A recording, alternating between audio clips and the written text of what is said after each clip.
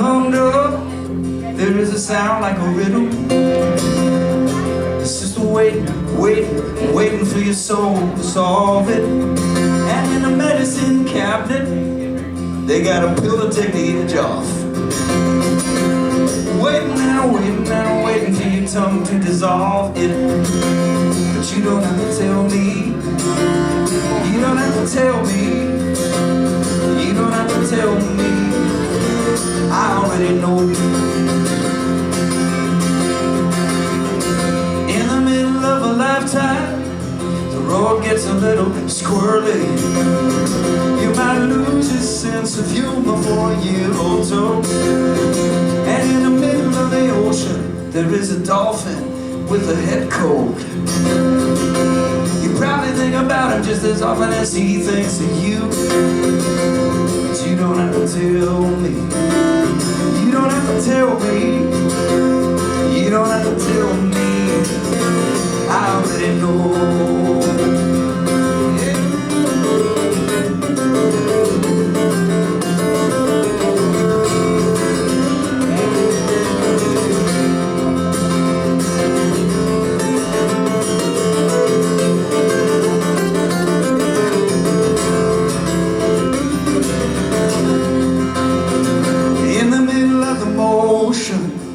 You can wonder if you mean it, or you could just put a hand out and lay it on me.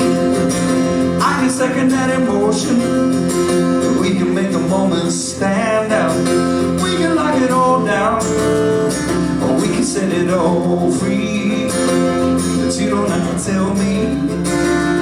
You don't have to tell me. You don't have to tell me. I already know. You don't have to tell me. You don't have to tell me. You don't have to tell me. I already know. You don't have to tell me. I already know.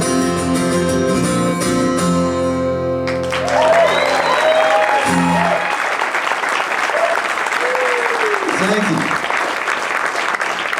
Thank you so much. Man, it is good to be back up here. I love this place. This is twice in 1 year. That never happens. I'm so glad about that.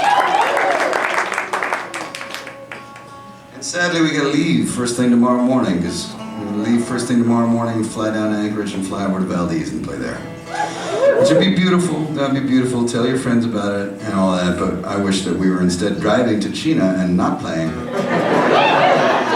Instead just getting in the hot springs. But we did go. Our good friends Jen and Ian took us for a walk on Murphy Dome out to those tours. I did not know what a tour was this morning, and now I've walked out to 3 of them on the tundra today. That was fantastic. With those lichens and our beautiful, wonderful, slobbering little asshole of a dog. That was fantastic. I mean that in the best possible way.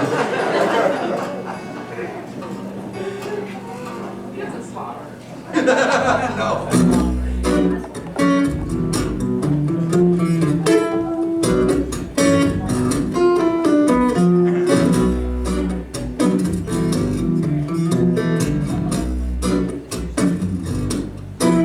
I gave you fruit from the desert, a pocket full of stars, a glimmer from the eyes of a saint.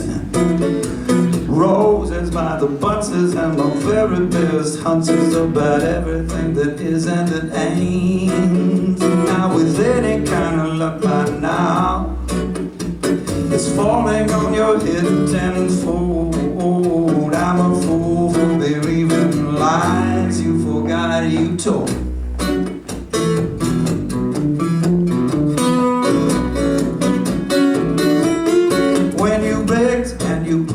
I spoke the words you needed, although every single one burned my tongue. I gave you faith when it deserted you, and kisses till it hurt. Climbed a silver ladder to the very top of rung, and with any kind of luck by now, it's falling on your head tenfold. I'm such a fool for believing lies. I knew all along, I knew all along. I knew all along, oh, oh, oh,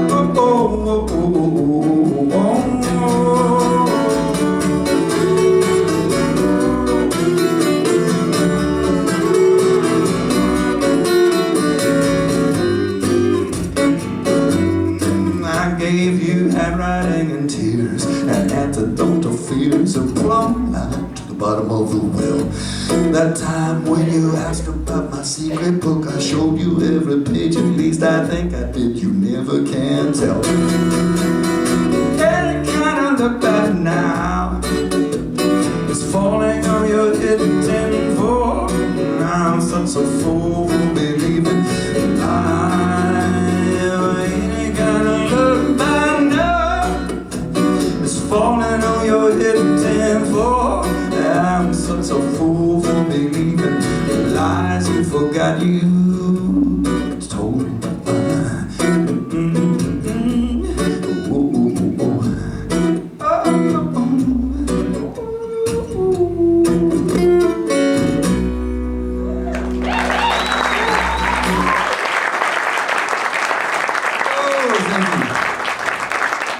Oh, thank you. Those are the first two tunes on my new record, which came out just after I was here. I was here in February, and then I put this record out, and it's called Silver Ladder, and I'm super happy with it, super proud of it. I made the record with Chuck Prophet, the great Chuck Prophet, who's like the last rock and roller I went out to Los Angeles. He's a San Francisco guy, but he drove down and he brought a band that I had never met, and we agreed to make a record together. And it was just really frustrating and just horrifying to work with him, I have to say. He's just insane. And that's a little, you know, my analogy, the best thing I can come up with is that when you go to Chuck and you say, so man, so like aesthetic choice A or aesthetic choice B, his gut response is always, why does it have to be a letter, man? It could be a number. It could totally be a number. It could be 5. It could be a color. It could be blue. It could be a bird. And if it's the right bird, this song could totally fly. So the question I'm asking you is, what kind of bird is this song? And you're like, what the fuck, man? I was asking, it's what, where, you know. I lay awake that whole first night, and I was thinking, like, this is what we in the business call a $12,000 misunderstanding. And then I realized, like at about 4 in the morning, I had this moment of peace and clarity. When I realized Chuck is a great artist, this is just his method. He must do this to himself. Like, I'm gonna write this line. No, you're not, man, because it could be this line, you know? That's his dialectic method of making great art, and he's a sweetheart. He's like a super nice guy, except that he's insane and a bulldog. Yeah, kind of like your dog. Precisely. That was Jen. She was like Axel. Like my dog. Yes, your dog is actually quite a bit like Chuck Prophet, now that I think about it. He is also 16.6 pounds, 12, you know, and he's like 9 inches tall, Chuck is. So now I'm going to play you a song that's not on any record, just because that's how it is. I've been writing a song every Tuesday for 2 years now, which is, it's not all it's cracked up to be. You just have to write a song and you have to send it to your buddy Joe and your buddy Pamela, and they have to write a song and they have to send it to you. That's just how it has to be every Tuesday. And I have to tell you, I've written a lot of songs. My output has stepped up. My batting average has gone down slightly, I will also say that. Like I actually recently wrote a song called Trees Are Cool. That's a mind that has nothing whatsoever in it. But so here's a song about friendship. I don't know if any of you have friends, but if you do, you probably recognize some of what's going on here. This is called The Other Morning Over Coffee.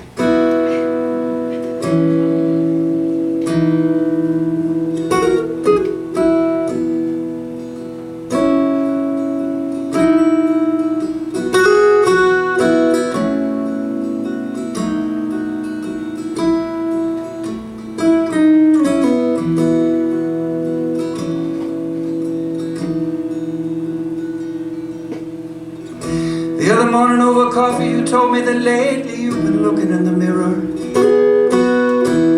and smiling back at a fellow soldier who is fighting the good fight against the big sad empty inside.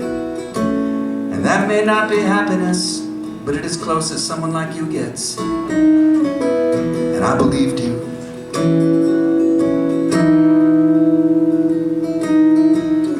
Because I have listened to all your bullshit theories of how you're gonna get it together, and every one of them involves some future turning point where you became a completely different person. But the other morning over coffee, all you talked about was dealing with the person you were always gonna be. Ain't that something?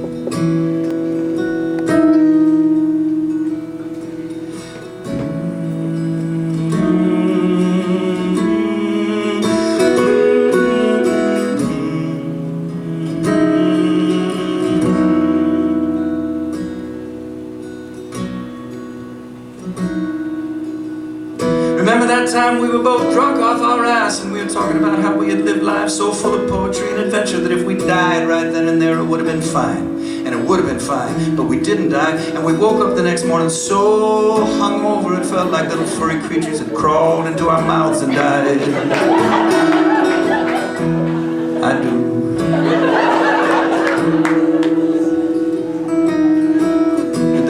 Your grand idea about how all of her imperfections were perfect for you. They shoved you off your spot. They forced you to grow and change as a human being. And the next night you said out loud, I cannot live for one more minute under the roof with this crazy, self-destructive, chaotic killjoy. Well, there you go.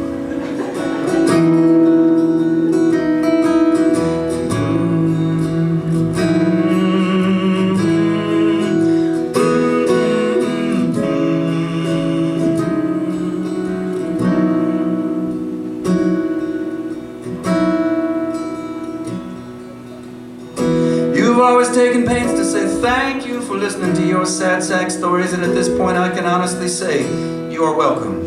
I'm a pretty good listener. I get it from my mother. But there is one thing that I've always wanted to say to you. One thing that has always needed to be said.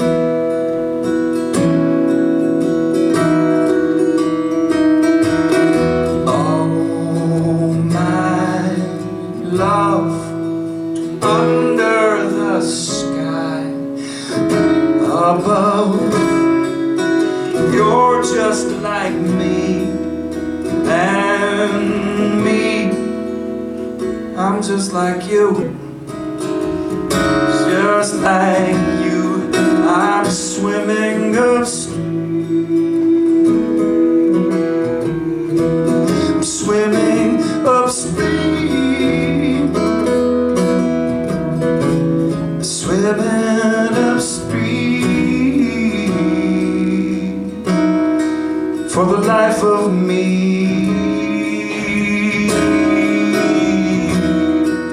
Swimming upstream, swimming upstream, swimming upstream. For the life of me.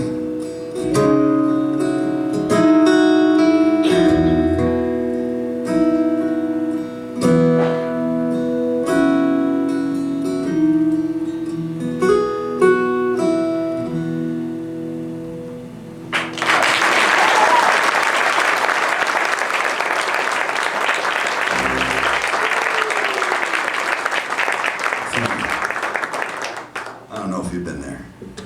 Probably you've been there.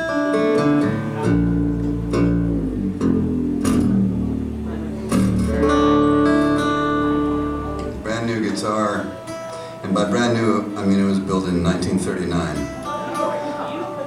And I'm trying to figure out still how to play it. This is only the second gig I've played on this guitar, so.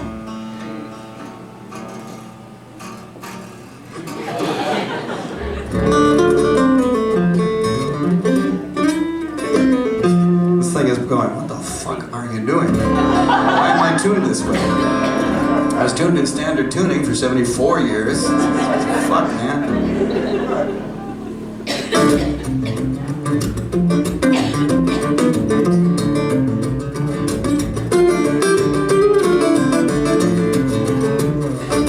She was just a stranger, she was just a stranger, she was just a stranger too.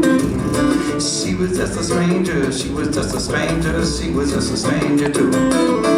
She was just a stranger, she was just a stranger. She came into town, she was looking for a manger. She was just a stranger, she wasn't looking for you. She was shining like the city, like the city, like the city, like the light of a city by the sea. Shining like the city, light and pretty like the lights of a city by a shining sea. Shining like the city lights, and I was half lit up like a half-assed Christmas tree. Shining like the city lights, she wasn't looking for me.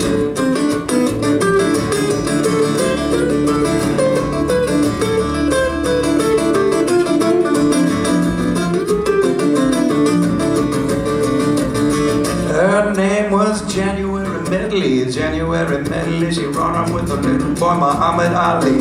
January Medley, January Medley. She run up with a little boy Muhammad Ali. January Medley, not particularly deadly. She was shining like the light of a city by the sea. January Medley, she ran on with Muhammad Ali. And she was looking for Dynamite Bill, Dynamite Bill, standing in the back of the room. Dynamite Bill, Dynamite Bill, standing in the back of the room. Funny, but you never think you're gonna need Dynamite Bill till someday something happens and you find that you will need Dynamite Bill because you gotta make something go boom.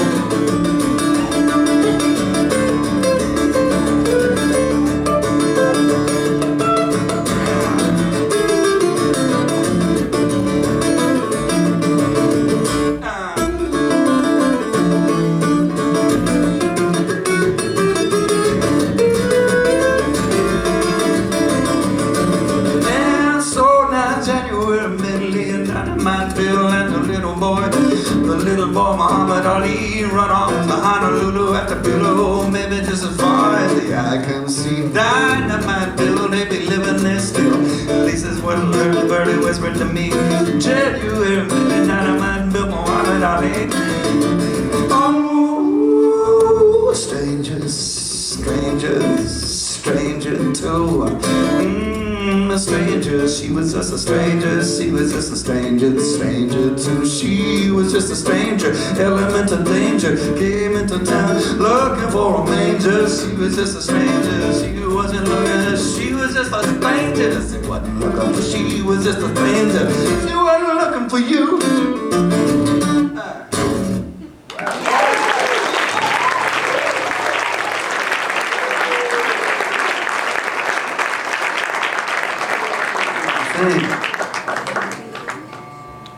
The day after I was here, the next day I flew down to Anchorage and I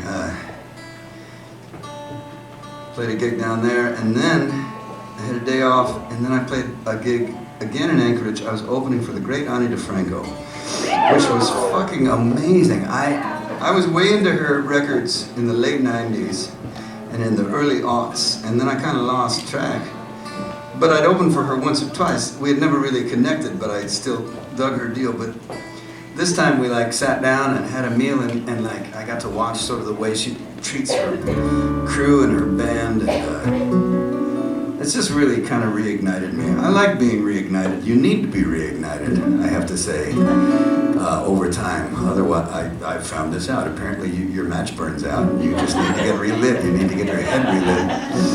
It's why I like to occasionally get knocked the hell over by these crazy ass people that I meet on the road, like Mr. Matthew Lorenz, you know. And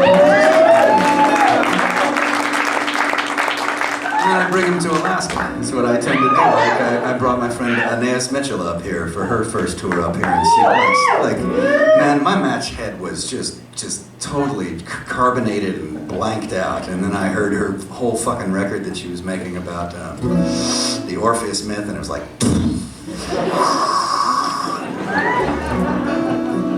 That's a weird metaphor, isn't it? Now that you think about it, that's interesting.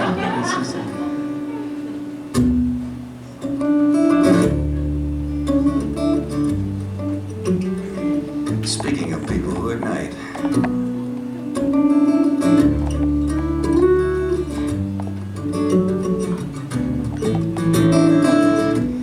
I do it for the joy it brings, because I am a joyful girl, 'cause the world owes me nothing. We owe each other the world. I do it 'cause it's the least I can do. I do it because I learned it from you. I do it just because I want to, 'cause I want to.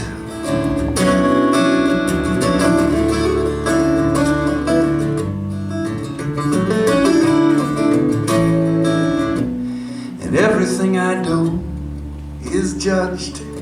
They mostly get it wrong, but oh well.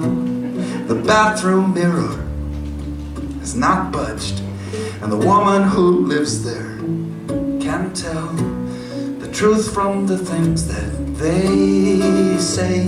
She looks me in the eye, says, would you prefer the easy way? Then don't cry.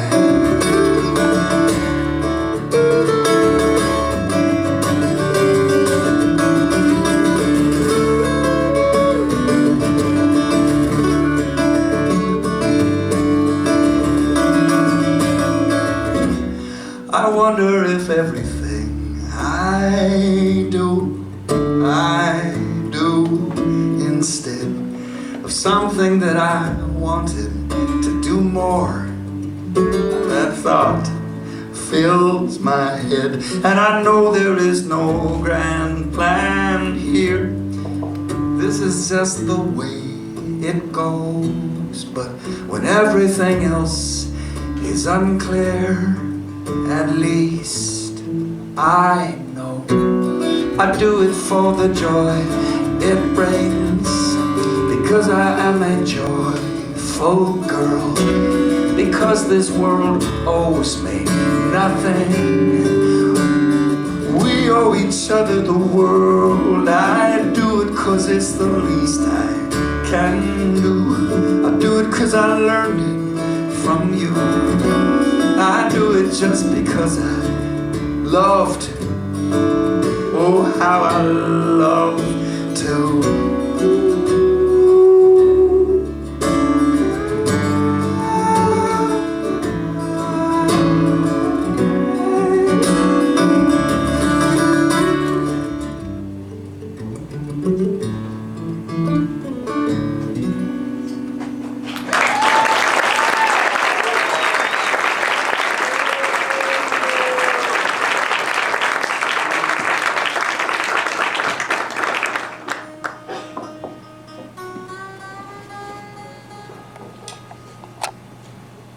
Wow, you are quiet. So, a little kid standing in the village green in Ireland, maybe 8, smoking a cigarette, smoking away.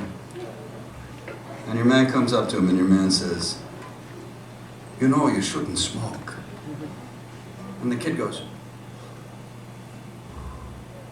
my great-granddad is 106 years old. And the guy goes, well, does he smoke? The kid goes, no. But he minds his business.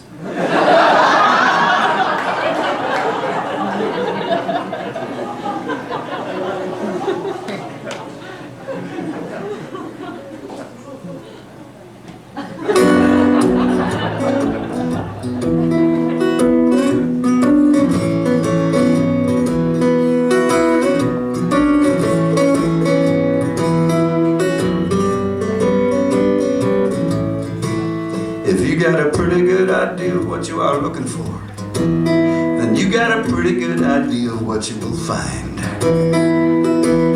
You don't have to go so very far these days to find yourself a made-up mind.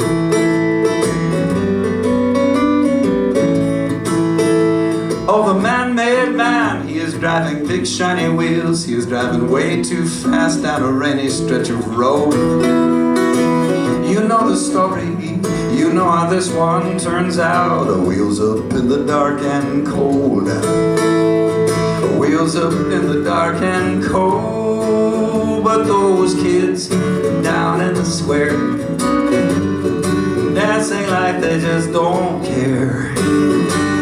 They know it all washes away in the morning rain. In the morning rain.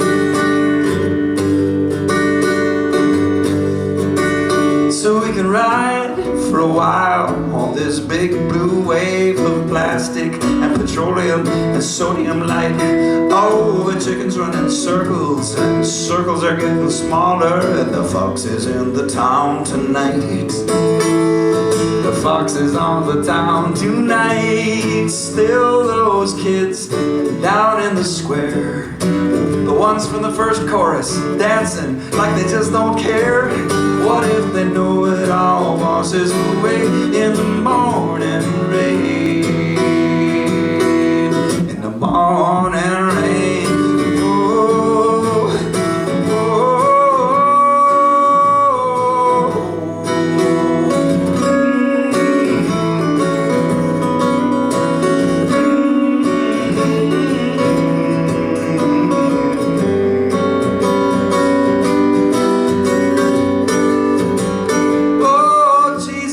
Billy Butler, things sure do fall apart. If you could only see that rough beast slouching now, because our middle has no center, because our upper's got no down, because we ain't got no brains, no how, because the rifle has got no safety, and because the barn has got no door, and because the old man has got no coat for when it snows, because that has got no this, and this has got no that, because the emperor has got no clothes.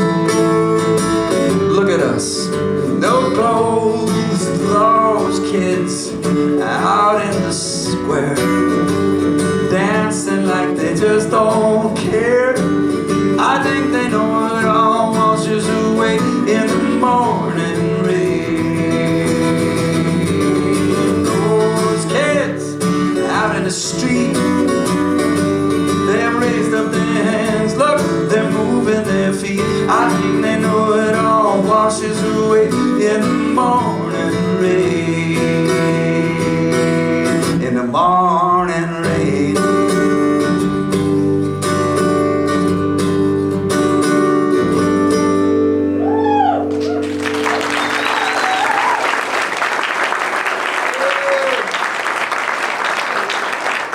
And I love coming up here and eating animals that people killed. That is like, you know, because down where I am from, I really should stop eating certain animals because you can just guarantee that they were treated poorly. Whereas, like, when you consider what it must be like to just be shot, I'm sure that's tough, but I'll take it any day. Like, you know what I'm saying? Like, go for it that way. Like, that'd be fine. That'd be fine. Walk around in the woods, eat things, shit, mate, you know, all that stuff, and then someone shoots you. Fine. I can take that. Like, and my friend that I'm staying with, he was telling me about the experience of going to buy the rifle that you're going to shoot the moose with and taking it down to the range. And you know, and firing it, and it's like got an enormous kick, and it hurts your shoulder, and then you come to the moment when you are hunting the moose, and you're there, and it's you and this creature, and you're going to kill this creature, and it's a real deal thing, and you shoot it, and that, you know, extraordinary feeling. And he told me the first time he shot one, it started to move, and he thought, well, I'm just going to open up on this because you can't, you know, you don't want it to run off into the woods and die horribly and slowly. But his first shot had been clean. The whole thing, like, that's profound. Like, that's profound stuff. So I told him about this chipmunk that I saw recently. I was like, well, as long as you're on the topic. Because I'm a city guy. My father was a farmer in Sheboygan County in Wisconsin when he was a little boy. He grew up on a farm. But I myself grew up in a city, and I came upon this chipmunk who'd been sort of, well, the back half of him had been run over. So he's doing like the zombie crawl, and I'm like bragging about it, and I'm like, oh, the poor thing, someone should, there's no someone, there's only me. I get off the bike, you know, I should kill him, right? I should step on him, but I couldn't. And so I was like, wait here, and I go get a rock, you know, I like do to him. I was like, sorry, man, poof, you know. And of course I'm shaking like a leaf, you know, and I call my dad, I'm like, you're not gonna believe this, but this chipmunk just, and I tell him the whole thing, and my dad goes, Yeah, the first one's hard.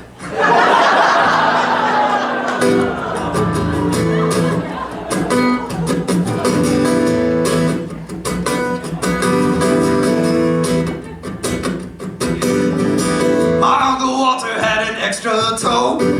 My Uncle Walter had an extra toe. What else about me do you need to know? My Uncle Walter had 11 toes.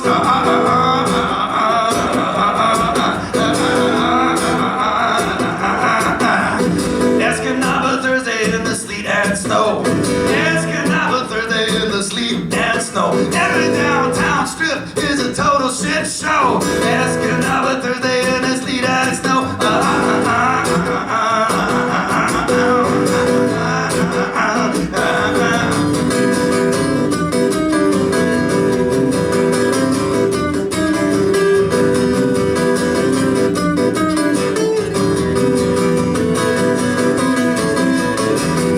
My second grade teacher was a schizophrenic nun. My second grade teacher was a schizophrenic nun.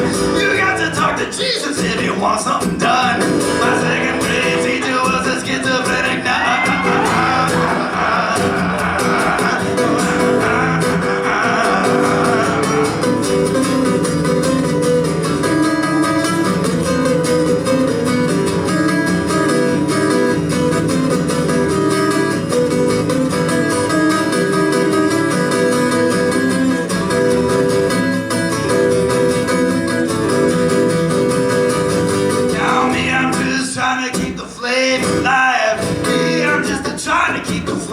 Alive. Give me some sugar, I'll give you a high five.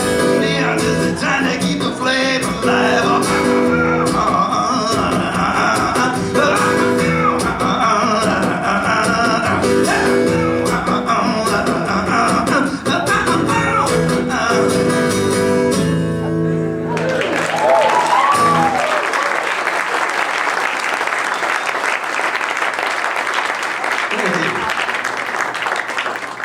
I figure I sing that song for 2 or 3 years and I'll be able to do that throat singing like Matt's doing. I figure I'll just bust the antenna enough that that's what comes in on the transponder.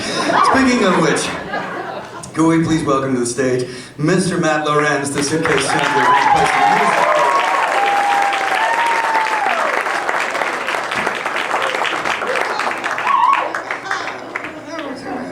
We did this tour together in California a year and a half ago, and we had a grand old time when we wrote a song a day for 5 days. It was spectacular, and we'll start with one of those. Why not? We wrote this together, and then on the record, I sang it, and Matt couldn't be there in LA, so we flew the tapes out to him, and you sang a harmony on this, and then we totally just put you on the cutting room floor because Sarah Watkins from Nickel Creek happened to also be in town. And we were like, well, gracefully step aside. Totally. You know, Matt and I think both share this. Someone said to me once, like, who would you like to really cover one of your songs? And I'm like, look, every friend and colleague that I know knows 1 or 2 of my songs, and I know 1 or 2 of theirs. Who would I like to cover one of my songs? The Dixie Chicks. You know, would I like to cover one of my songs? Like, fucking Justin Timberlake, somebody that is going to sell millions and millions of records. That's what I would like to have. JT, man, he's cool.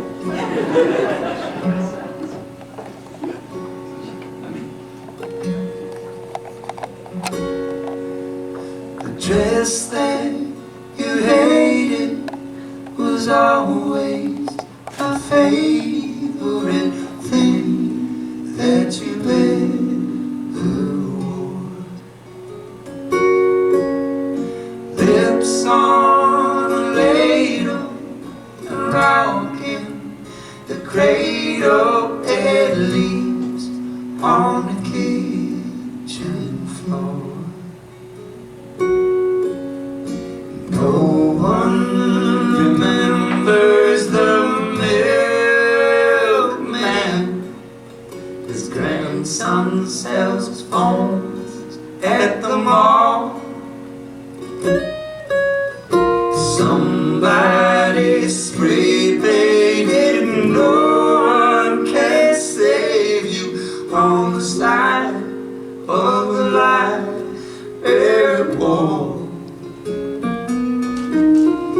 Someone stopped feeding the stray dog of evening, but the donut shop is still smelling good. The children are hiding behind aluminum siding that's painted to look just like wood. The zookeepers feeding leaves to the tired old giraffe at the zoo. I got over all of the others. I get over you. I got over all of the others. I get over you.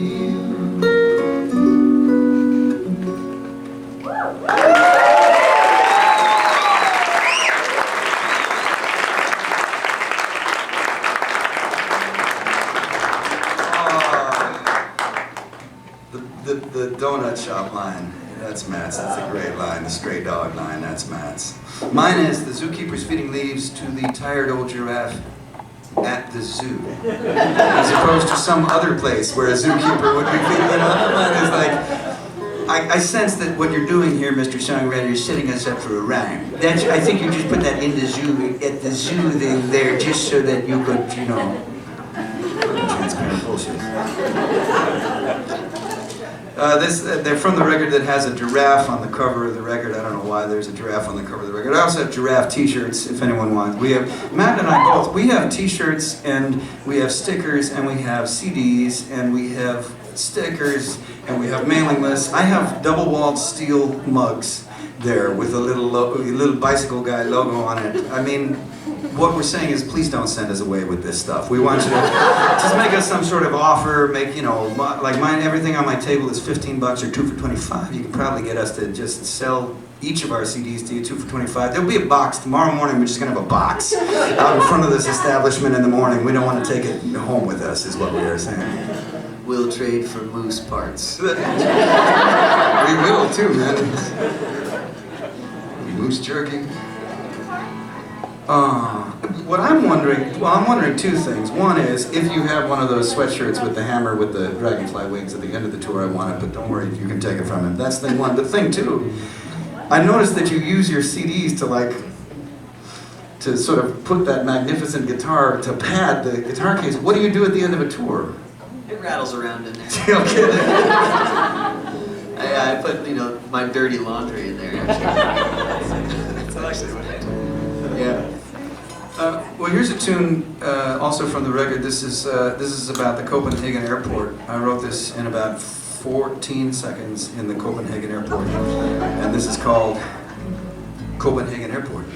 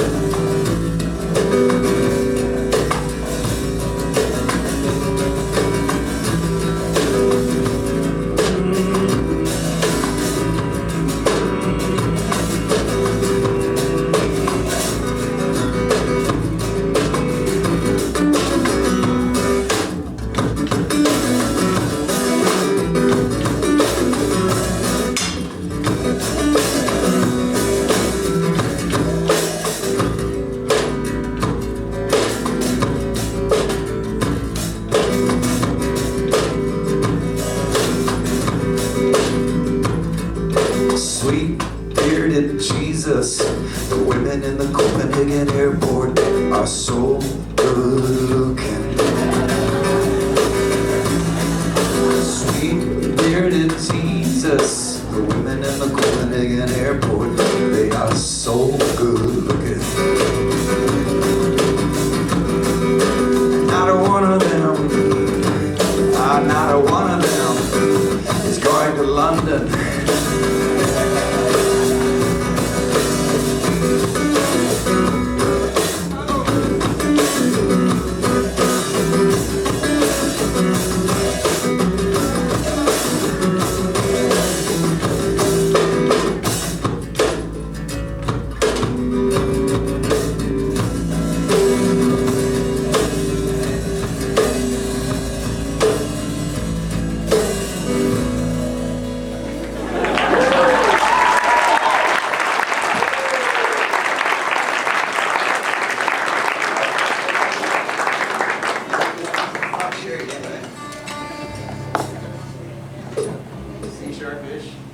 That's where I am, yeah.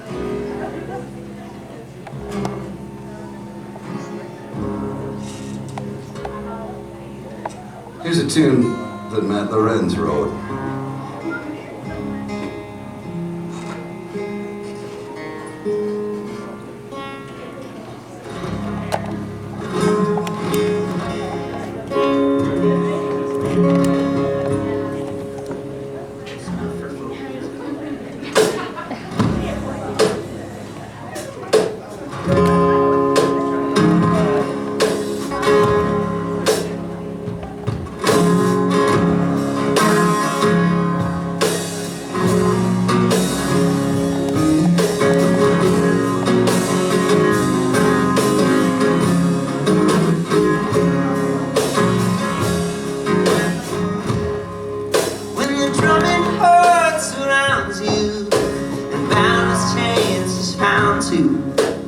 Eating side by side in a bloody romance, and the epic strings are sounding, love on love rebounding.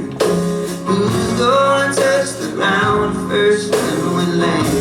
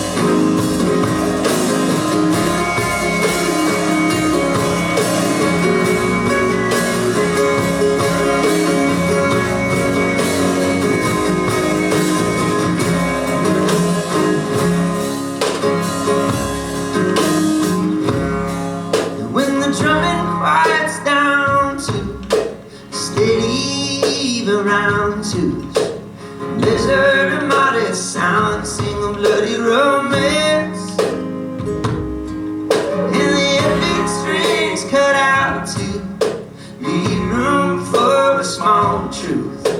Who's gonna touch the ground first when we land? Oh, who's gonna touch the ground first when we land?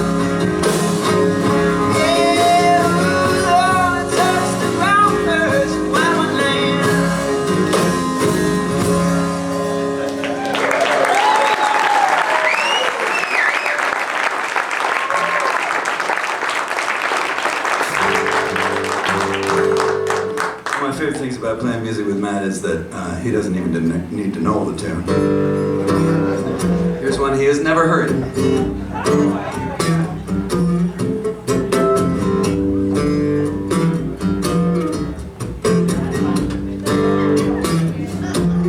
She's just stand there every day. 10 below, it's 30 below. just stand there. Old Jack Pine, twisted mulberry, swaying willow, trees are cool, water flows up them, but I read that it also flows down. They grow some leaves, those leaves blaze in the autumn. They take in our breathing, and then they breathe it back to us. No trees, no life.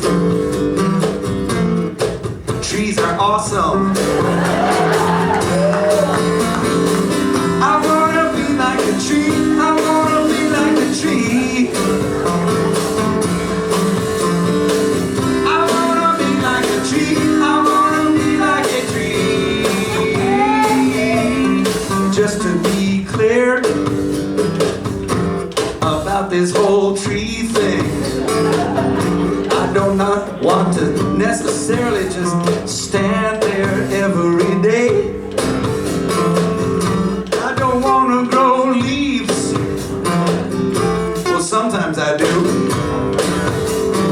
Mostly I just want to be good. Good like a tree. I wanna be like a tree. I wanna be like a tree. I wanna be like a tree. I wanna be like a tree. Every bird that ever sang on any leaf on any tree and made a poet want to write a poem about how that bird song made the poet feel about someone the poet really, really, really, really, really, really loved. Well, you had to have a tree for the bird to sing from, and you had to have a tree so that the poet could breathe. And maybe that poet got to kiss that someone. And let's just say that we hope it happened in the shade of a tree. I like trees, I like trees, I like trees. Trees are cool, trees are cool. I like trees, trees are cool. I like trees. I like trees. I like trees.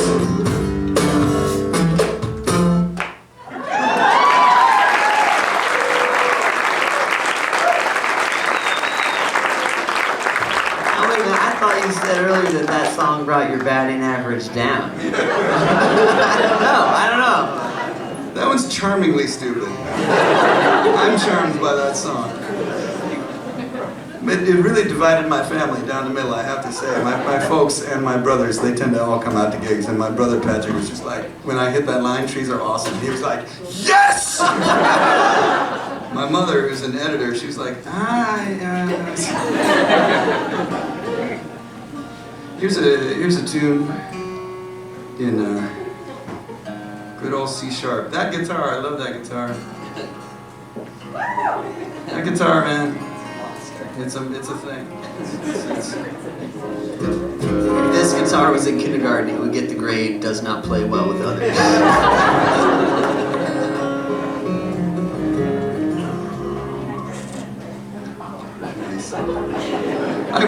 I've gotten to spend time in the car with Matt, and so I did what I'm sure you would do if you were spending time in the car with Matt.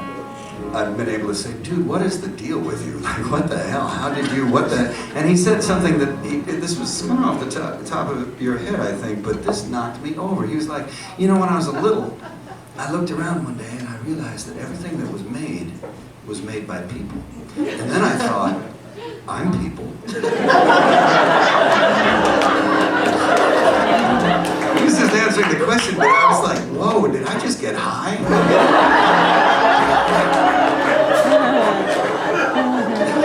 I feel high. Oh, man.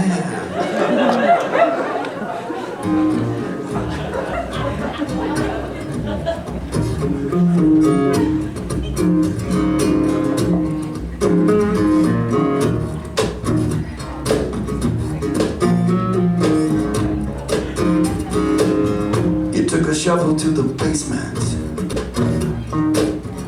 Oh, and you blistered up your hands. You danced all night at the wedding. You stayed up drinking with the band. You made love until the daylight was creeping across the floor. Tell me, what else was it you were looking for? You felt the first chill of November, steel right inside your coat, right there with the fragile pulse of living fluttered in your throat. You left the house you thought you lived in. You did not even shut the door. So tell me, what else was it you were looking for?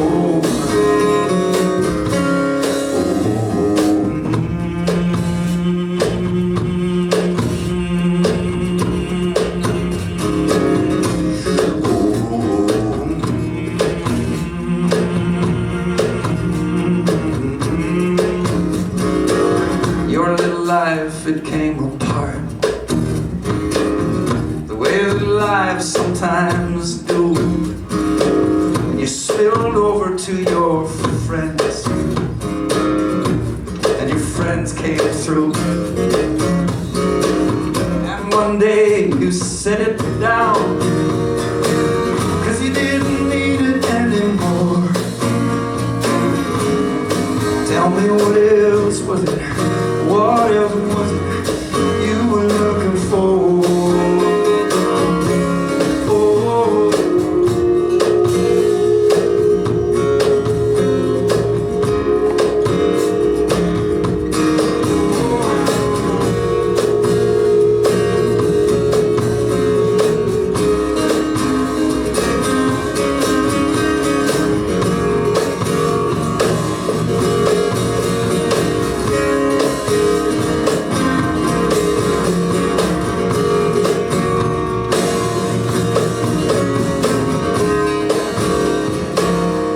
Would you meet me in the clear light?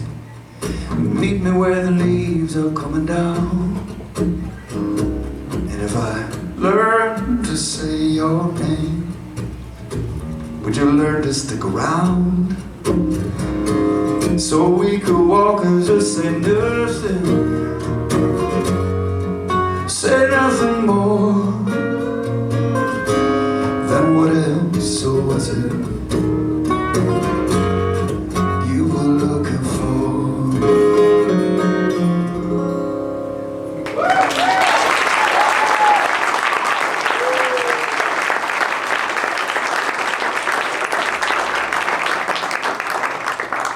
Well, out east, Matt and I are in a band together called the Crumbling Beauties, and for years and years we have just done one thing. We've played the entirety of Rain Dogs by Tom Waits in order. That's all this band does. $5, we go to a bar and we start with Singapore and we play all the way through to Anywhere I Lay My Head. 19 songs, and it's a lot of fun. And then, a couple years back, a Boston-based burlesque club called Babes in Boinkland reached out to us. And they said, we would like to choreograph burlesque dances to your versions of the songs from Tom Waits' Rain Dogs. So we said, sure, that'd be fine. And two things happened with like dizzying rapidity. First, the venue went from first the ticket price went from $5 to about $39. Like, whoa. And then the venue went from a bar to the American Repertory Theater. It turns out we are laboring in the wrong end of the entertainment business. Apparently burlesque is sort of that's the e-ticket sort of thing. But with not a naked lady in sight, we would like to play one of the songs from Rain Dogs for you now. And hope that you find this, at the very least, stirring.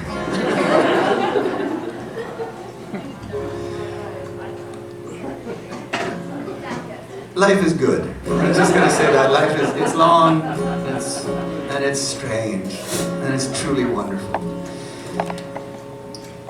And I've never seen burlesque before, and this was the first time that I'd ever seen burlesque, and it's endearing and it's funny. Like, I get it.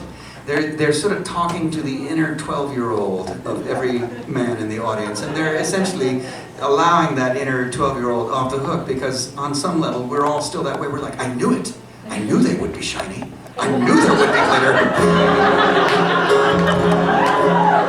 And the truth, as it turns out, is more complicated and more sustaining than that. But, you know, I knew it. Just as shiny as dreams.